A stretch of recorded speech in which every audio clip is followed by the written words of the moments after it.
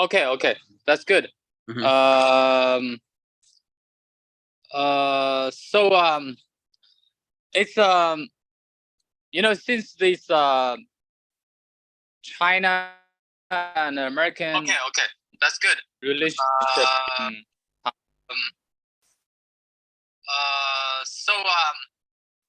It's since this China and American that's good. Relationship.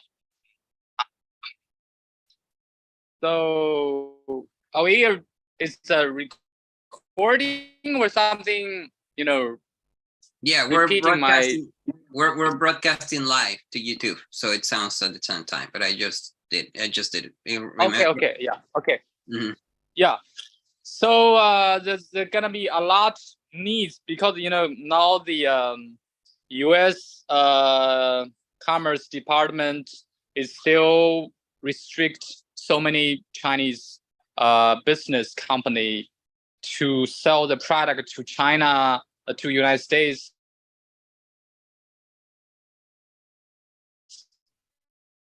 Even so now the export situation in China is down so dramatically. So many companies, especially those manufacturers, if they want to expand the business or continue to keep the same level as the past, they needed to transfer their factory to other nations, such like as nowadays they go to Vietnam, they go to Thailand in Asia country, neighbor country.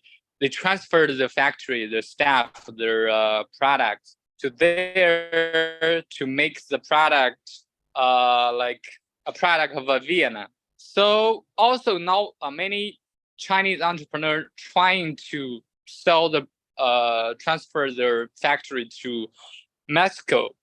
So that's why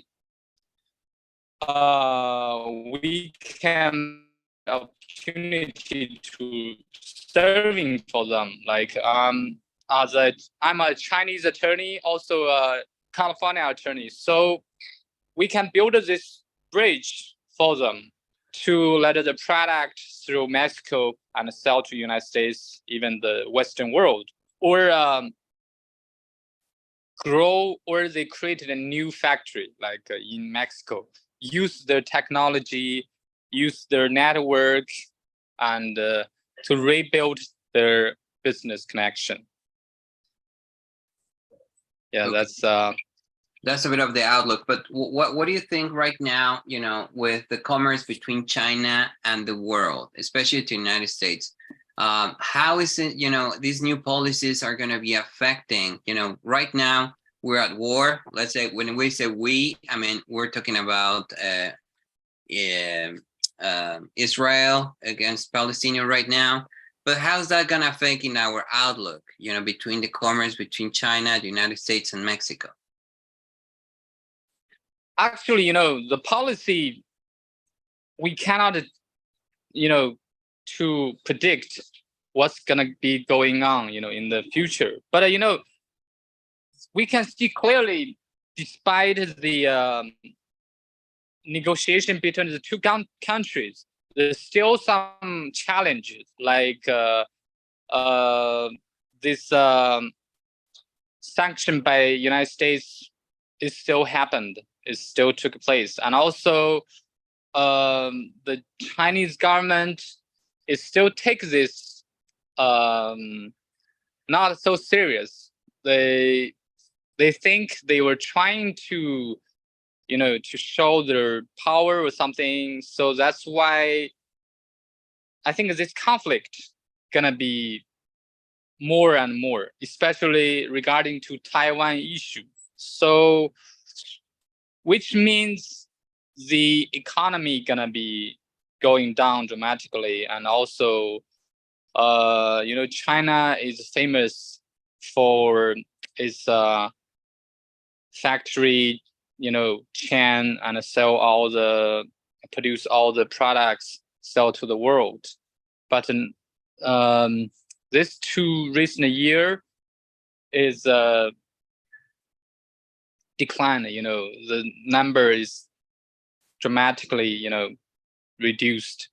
So many entrepreneurs, they even bankrupt, and they sell the property, maybe immigrate to other country. So there's a need to cope with the situation, to transfer this pressure, take away the pressure in the shoulder of all the entrepreneurs, to helping them to find a new way to develop.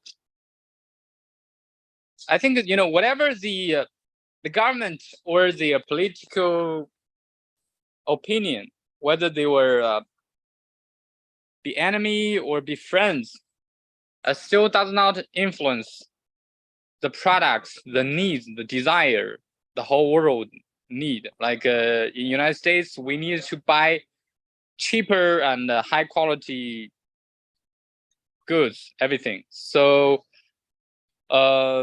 still there's a lot of Chinese company can do this, can helping this. So we need to helping them to build this bridge. Okay. Perfect. Okay.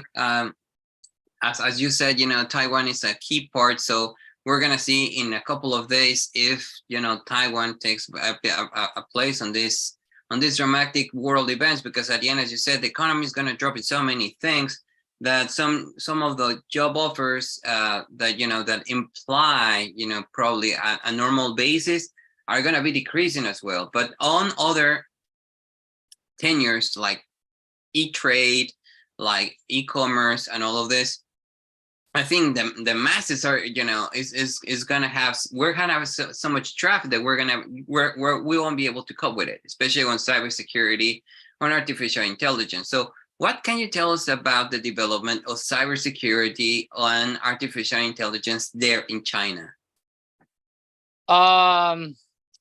Actually, now the market in the cybersecurity or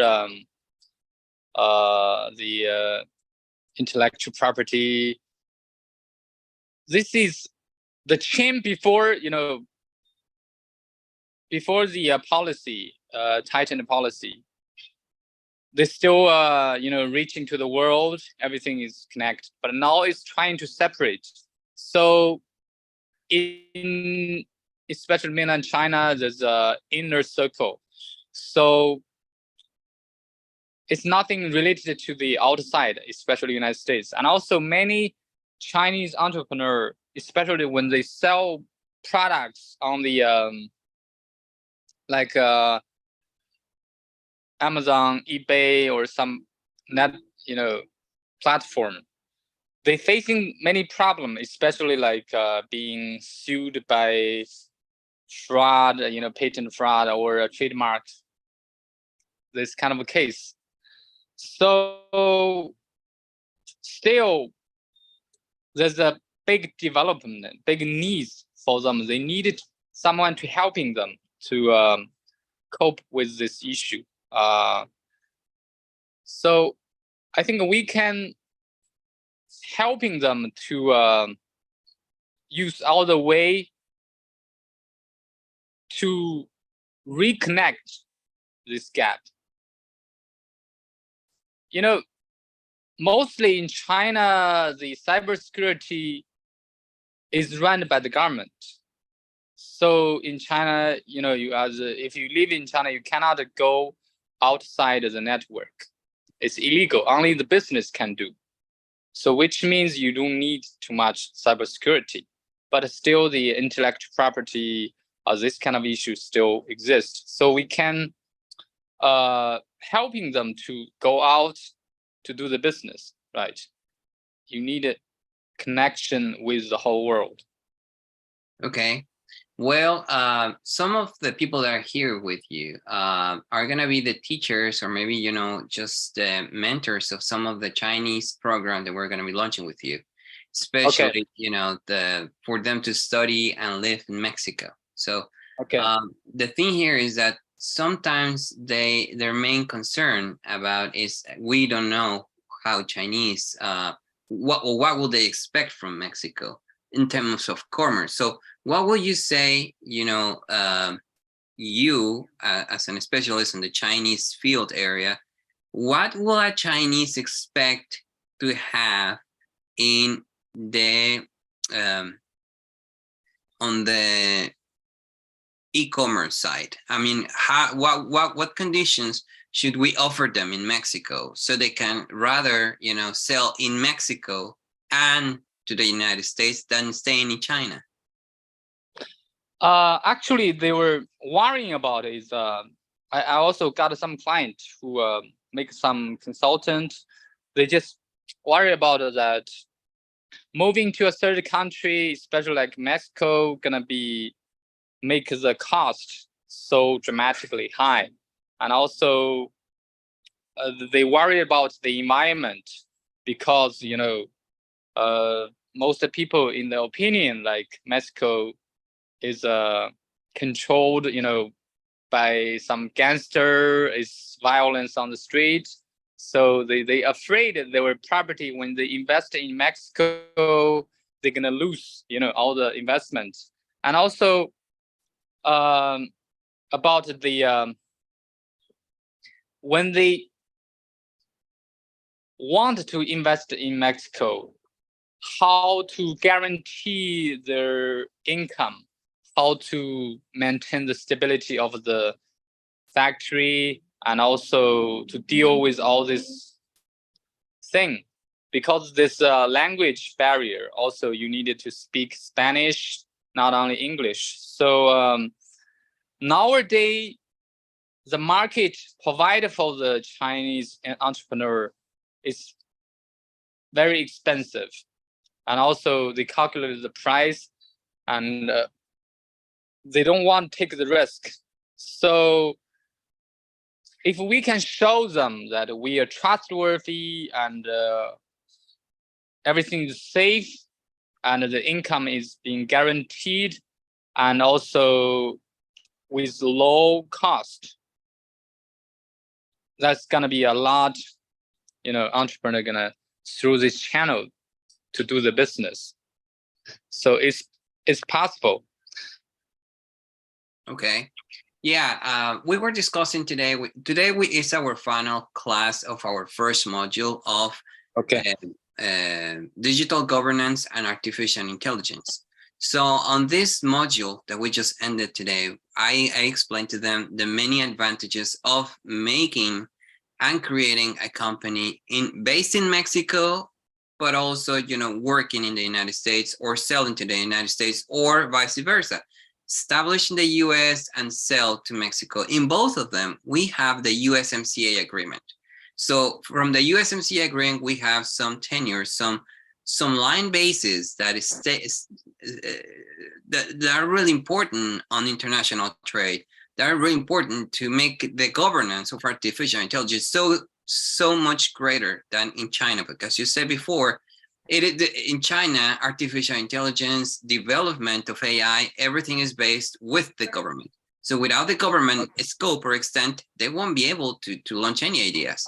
Here in Mexico, here in the United States, we have a multi-stake endeavor. And in this multi-stake endeavor, it compromises us to regain what is creativity as its very own extent, which is to communicate, but also to transfer new ideas, transfer new dreams. You back there in LA, remember when I told you about Hollywood and all the artificial intelligence, how we can build new era of artificial intelligence. So with all of these new gaps, what would you ask? What would you say, to the normal Chinese entrepreneur that is listening to us right now? To define a target and strategy, to studying with our school, or studying with us, or studying with this project? Yeah, I think it's very interesting.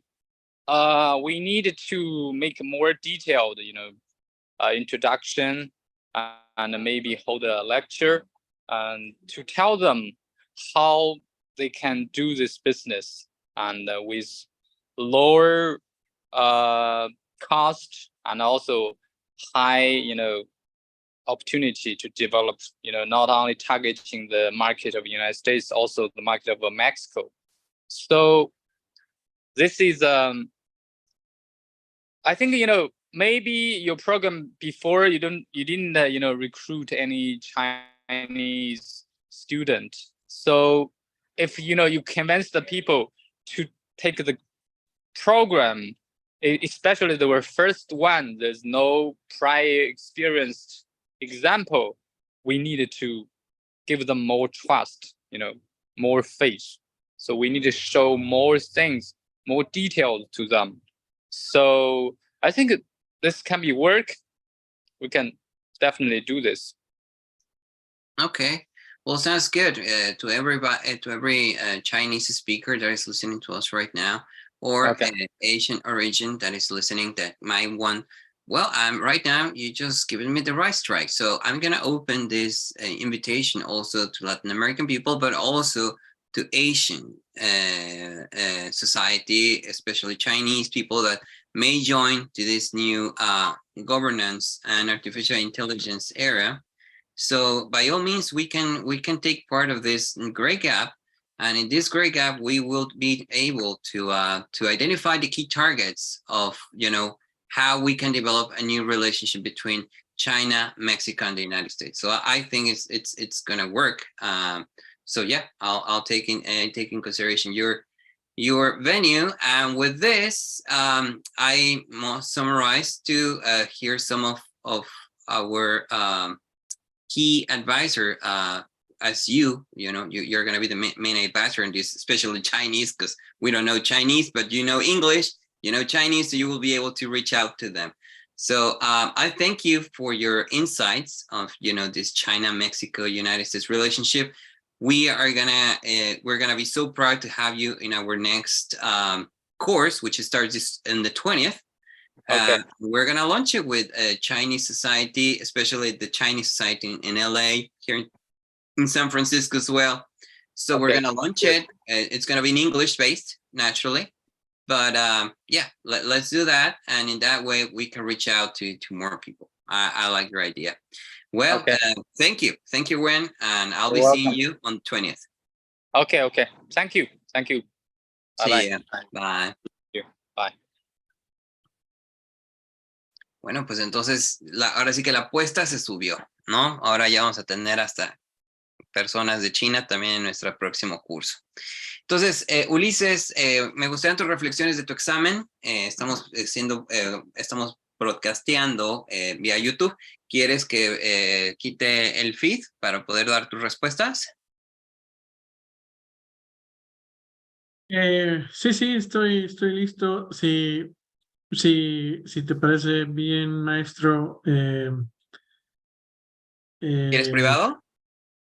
Más allá de las respuestas que tuve, tal vez generar como un forecast de lo que viene, ¿no? Del momento que vivimos, como usted lo decía al inicio de la llamada.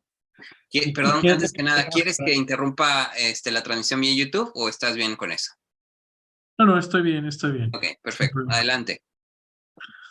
Ok, bueno, pues estuvo muy interesante todo el módulo y el examen también.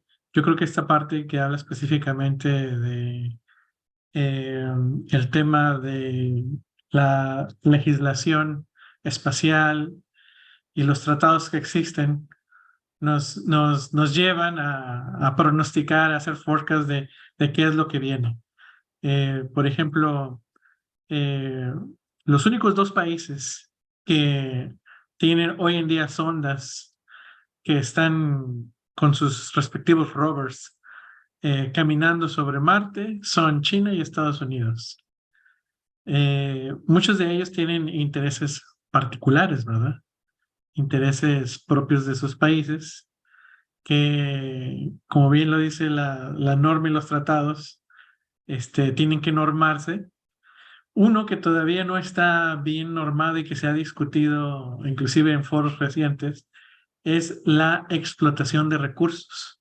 Por ejemplo, ¿qué pasaría si, vamos a decir que México lanza su sonda y está allá y México decide, oye, yo tengo poca agua acá en México y si encuentro agua en Marte, ¿cómo la voy a explotar? Y bueno, me la voy a traer para acá o va a ser mía. Ese tema todavía no existe en la regulación.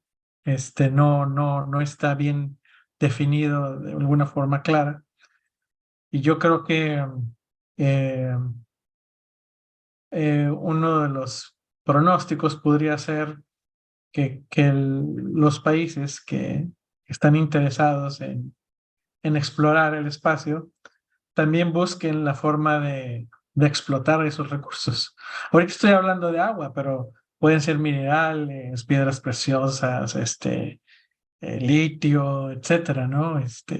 Recursos que hoy en día acá en el mundo son muy preciados, como hoy en día tenemos un déficit sobre la fabricación de piezas para microprocesadores,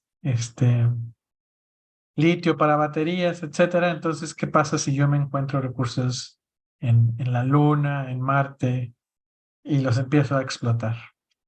Entonces, ese es un forecast que yo hago donde seguramente muchos países van a empezar a querer buscar esos recursos y explotarlos para su beneficio.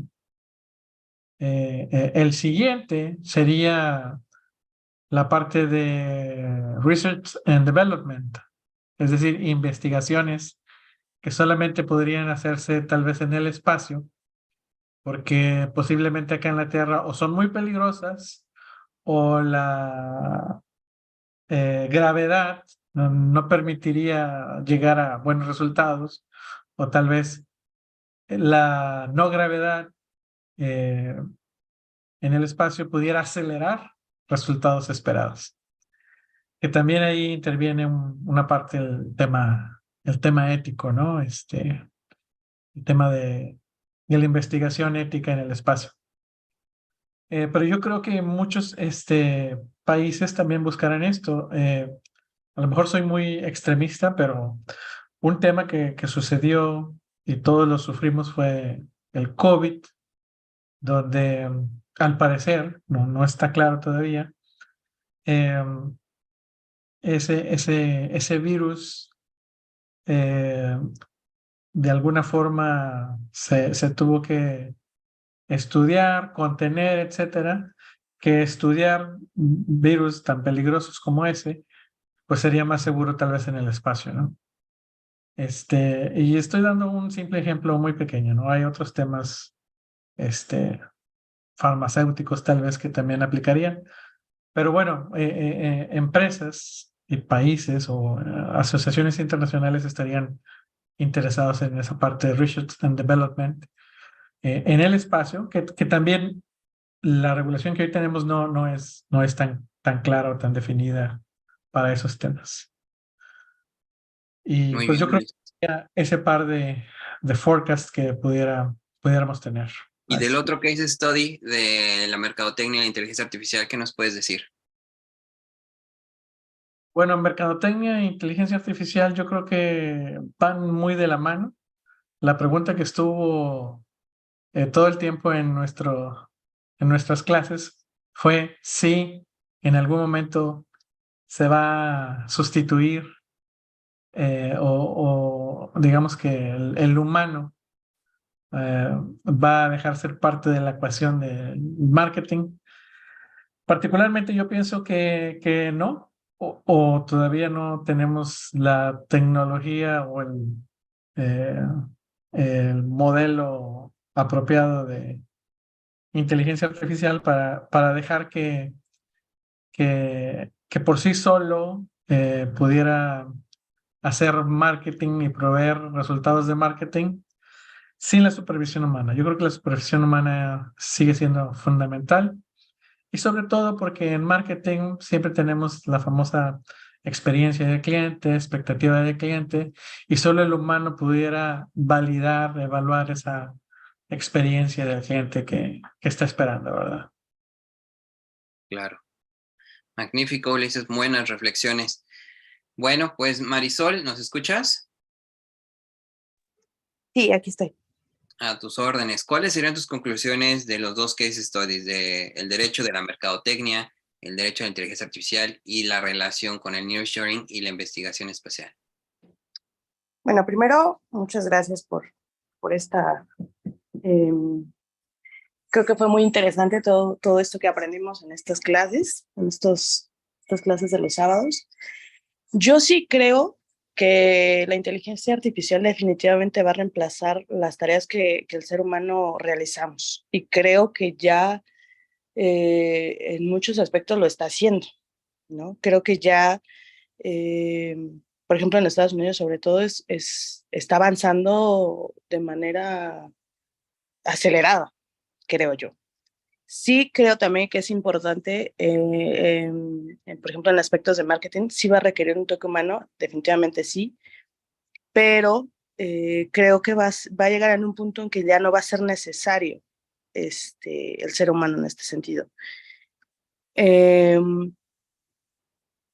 Si bien la atención ya no sería de manera personal, creo que la tecnología es quien va a resolver ya temas más específicos, pudiendo mejorar incluso el desempeño humano, ¿no? Dando respuestas pues más sistematizadas, por ejemplo, o más personalizadas. Y creo que es cuestión de tiempo, no mucho tiempo, creo que es cuestión de tiempo para que esto llegue incluso aquí a México y esto entre ya de manera 100%, ¿no? Sí, creo que se puede equilibrar, creo que puede haber un equilibrio entre la inteligencia artificial y la necesidad de creatividad, pero creo que nos va a rebasar en algún punto. O sea, sí creo que nos va a rebasar en algún punto y que tendremos nosotros pues que adaptarnos ahora nosotros a esta parte, ¿no? Ahora, respecto a nearshoring, la verdad es que, digo, la verdad es que creo que esa clase no entré, estuve investigando ahorita para poder resolver mi examen, pero respecto a transferencias operacionales y comerciales, creo que sí,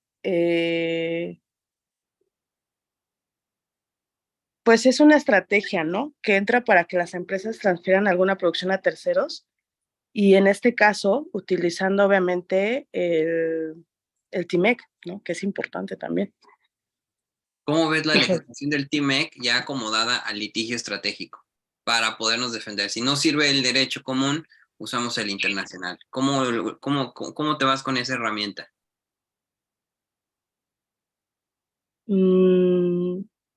Pues es que ya se utiliza en realidad, o sea, esto se está utilizando y lo utilizamos para muchos aspectos, ¿no? Por ejemplo, en materia penal, pues utilizamos todo este tema internacional, ¿no? Lo hacemos valer en muchos aspectos, en amparos, en denuncias, en estrategias, o sea, lo utilizamos en todo. Entonces sí le ves el uso, ¿no? Sí, definitivamente sí. Pues muchas gracias, maestra Marisol. Le cedo el micrófono a Dulce. Dulce, ¿nos escuchas?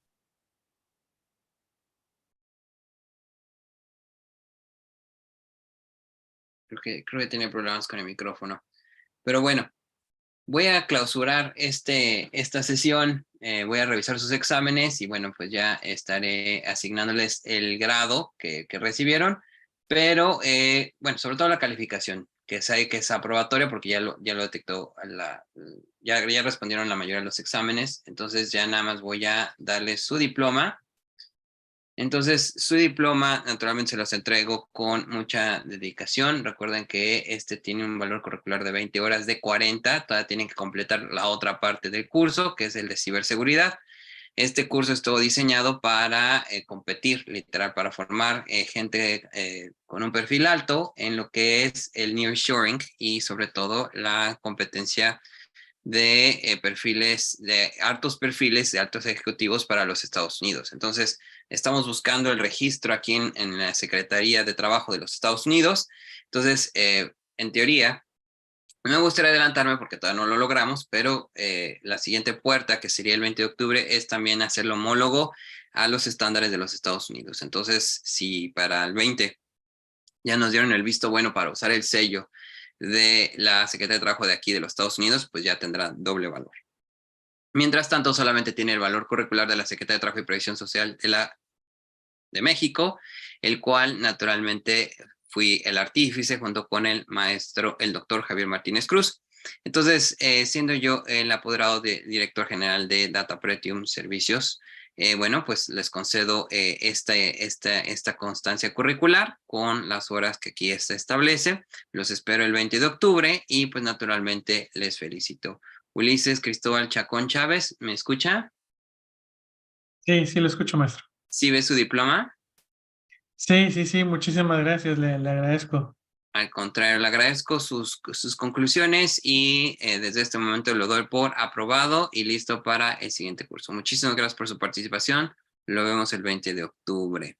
El siguiente diploma también va para Ismenen Dulce Escoto Velázquez, que me dijo que tenía un problema ahí con laboral. Entonces, ya entregó su examen y también le asigno desde este momento la visión de tener este compromiso para cumplir con su otra parte de el curso el 20 de octubre del 2023. Felicidades, felicidades por esta nueva envergadura. Y bueno, también estamos con Miriam Marisol de la Cruz Arenas, que también ha juntado 20 de 40 horas. Y bueno, ya de acuerdo a lo que salga por calificación, en su tira de materias verán el puntaje, pero desde este momento los doy por aprobados por la constancia y sobre todo por el desempeño que han tenido en este curso ya de casi 3 meses. Entonces, muchísimas gracias por su aportación, Miriam. Este es su logro también. Muchas gracias, maestro. Gracias a usted. Y bueno, pues Ulises, quedamos con usted y también con Fernando Moreno Alonso, el cual no nos pudo acompañar en este momento, algo pasó ahí con su teléfono, pero también ya contestó su examen y desde este momento lo doy por aprobado. Y bueno, ya estarán viendo en la escala de 1 al 10 la calificación exacta de sus exámenes, pero desde este momento les doy la aprobación. Fueron 4 candidatos de 25. Entonces, de 25 candidatos, solamente 4 pasaron a esta fase. Va a haber nueva convocatoria. Esperamos que los que no hayan podido pasar se vuelvan a unir a la nueva convocatoria y repetir este curso. Los que no puedan repetir este curso, la convocatoria se volverá a abrir en febrero de 2024 para el Gobierno Digital e Inteligencia Artificial desde su visión número 1. Entonces, pues presten mucha atención a las redes sociales, sobre todo para los nuevos módulos y los cursos que se vienen para estar aquí en los Estados Unidos. La siguiente fase ya es estar aquí en los Estados Unidos, por eso han conocido a algunos de sus maestros, entre ellos va a estar Buen. Buen va a estar también con la comunidad china, como ya lo puso ahí en la mesa. Vamos a tener la amplitud con la comunidad también judía, entonces vamos a tener varias naciones en estos cursos. Entonces, nos vemos el 20 de octubre. Les recuerdo que se tienen que inscribir el día de hoy a México. Ya tenemos las otras visiones y agendas. Entonces, muchísimas gracias por su tiempo. Muchísimas gracias. Felicidades, Marisol. Felicidades, Dulce. Felicidades, Ulises. Una participación muy dedicada. Espero no la suelte, porque ahora sí, literal, se viene la competencia con las otras naciones. Y pues bueno, mexicanos, quedamos 3 en esta carrera, 4 ustedes. Entonces espero que puedan seguir compitiendo con las otras naciones. Seguirá abierta la convocatoria a México, pero ahora ya se abre a el mercado israelí y chino. Entonces, muchísimas gracias por su participación. Nos vemos el 20 de octubre. Gracias, y a los que nos siguen en YouTube, muchísimas gracias por estar al pendiente. Hasta luego. Gracias, Hasta luego. Hasta luego.